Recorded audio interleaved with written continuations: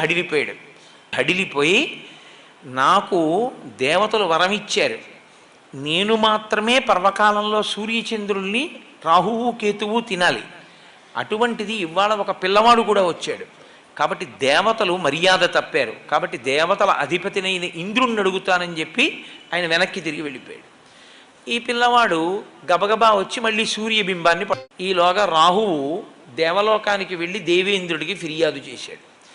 అయ్యా, పర్వకాలంలో నేను తినాలి, కానీ వేరొక పిల్లవాడు వచ్చి తినేస్తున్నాడు సూర్యుడిని, అది ఎలా సంభవం, నేను వస్తాను పద అని ఇంద్రుడు బయలుదేరి వచ్చాడు ఐరావతం మీద.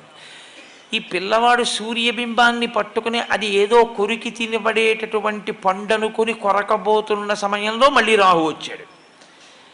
ఆయన మళ్ళీ ఈ బింబాన్ని వదిలేసి రాహువు దగ్గరికి వెళ్ళాడు. రాహువు భయపడి వెనకనున్న ఇంద్రుడి దగ్గరికి వెళ్ళాడు. ఈయన మళ్ళీ రాహువుని విడిచిపెట్టి ఇంద్రుణ్ణి చూశాడు.